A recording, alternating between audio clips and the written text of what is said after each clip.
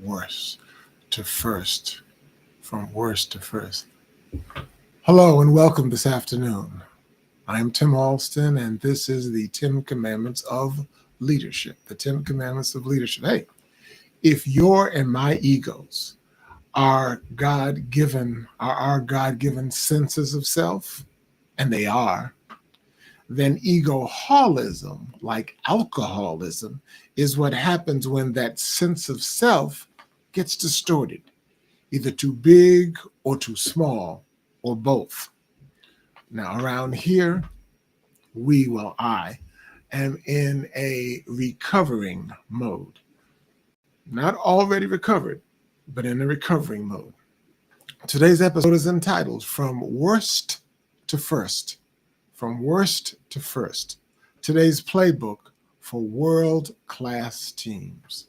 From worst to first. Today's playbook for world-class teams.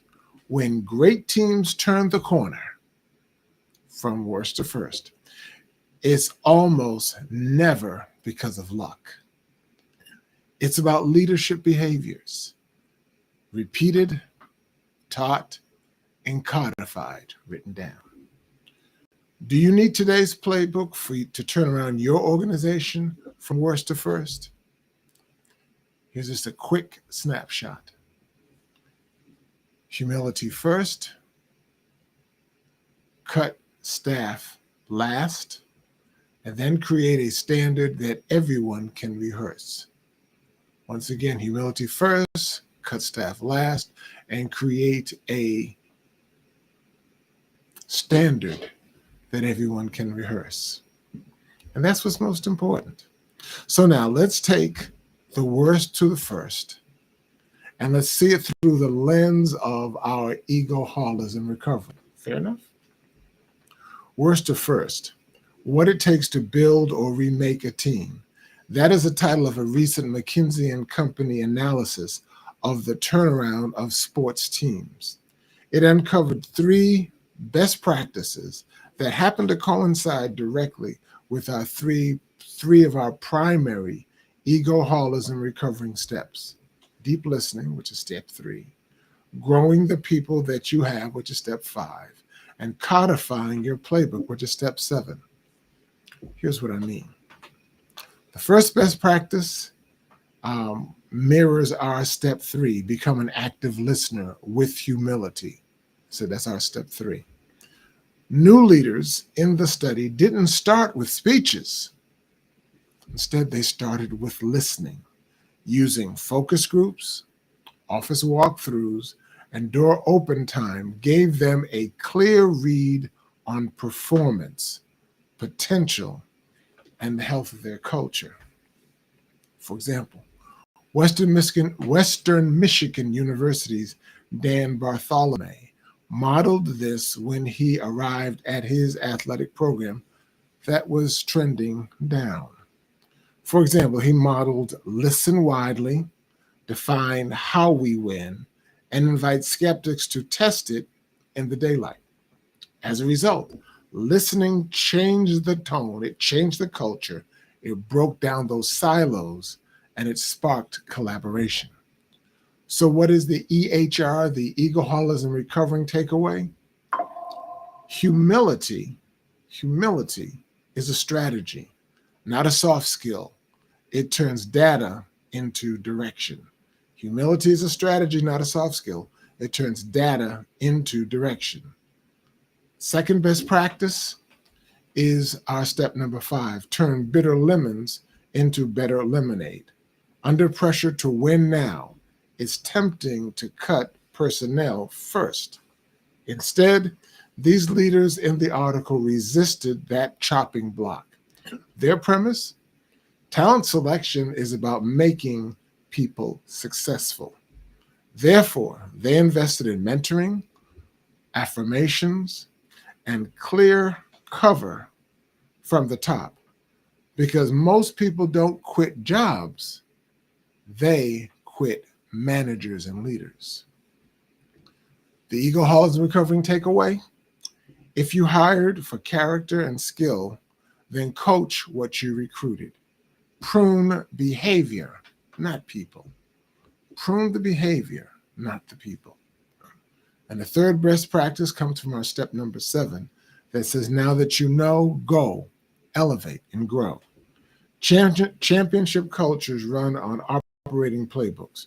One standard, one language, one muscle memory. Business funds the team. The business funds the team. The team fuels the business. Back and forth. Leaders model a no job beneath me mindset until those walls fall down that separated those different functions. The egoholism recovering takeaway: codify, write down how you win so your values don't vanish in victory, or so that your values don't vanish in a slump. And finally, don't sleep on your SMLs, your silver medal leaders. Don't sleep on them. McKinsey's organizational health data shows that companies that actively listen to frontline voices are 80% more likely than their peers to implement new and better ways of doing things. You're below the radar SMLs, those silver medal leaders.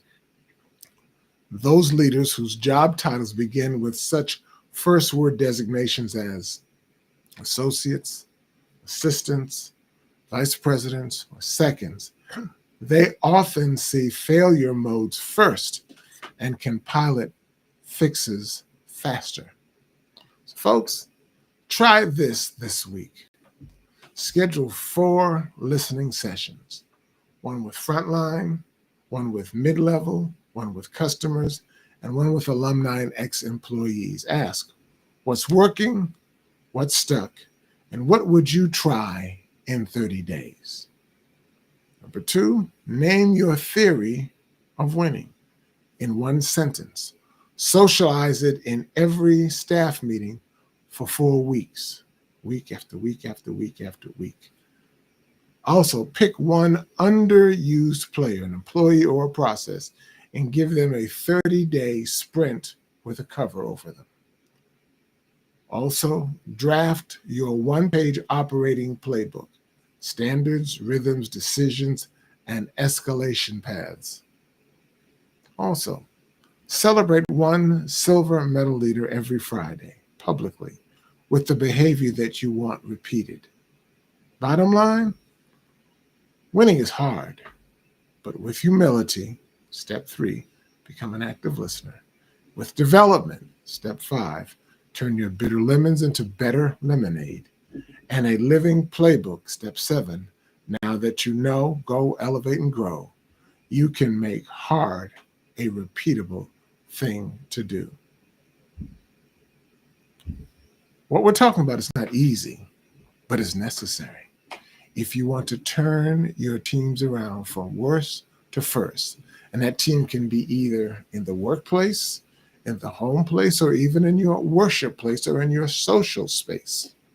Humility first, cut personnel last, and create a standard that can easily be rehearsed. Thanks for watching. Thanks for listening. This has been the 10 Commandments of Leadership. This is where we do 2 primary objectives. This is where we educate, equip, and empower emerging leaders with God-thought leadership. And also where we present current events, current articles, current newsmakers in the light of best practices from the Bible. We'll see you tomorrow on the 10 Commandments of Leadership. Bye-bye.